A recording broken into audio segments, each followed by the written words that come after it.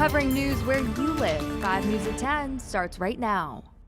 Tonight, we begin with why organizations that help crime victims in Arkansas are breathing a sigh of relief. Yes, they are. That's because advocates that thought they were going to lose funding this year will not, all thanks to a $17 million pledge by the state of Arkansas. 5 News reporter Lauren Spencer tells us where the money is coming from and how it's going to help these agencies continue serving those who need some help.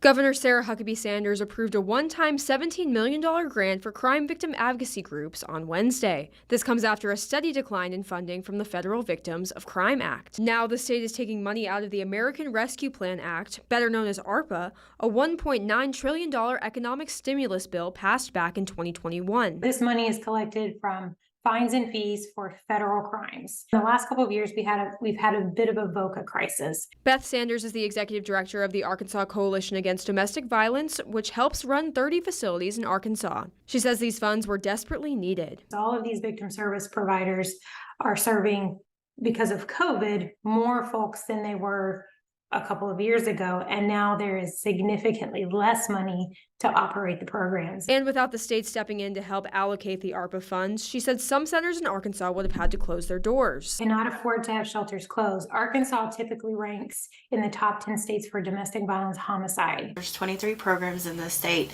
and a lot of us were looking at 60 to 80% budget cut. Melanie Allen is the executive director at CASA Crawford County. She says she was looking at letting members of her staff go until she got word of this new funding. That means that we could possibly have to turn around cases and say, oh, we don't have anybody to service that. We don't want to turn kids away. Every child deserves an advocate. She says she's glad the state took notice of how desperate the situation really was. Just a load came off of my shoulders that, they took these children and they're a priority in Arkansas, and we appreciate that. Both Sanders and Allen say since this funding is only for 1 year, they've already started brainstorming on how to keep their doors open. We're looking and exploring other ideas of fundraising.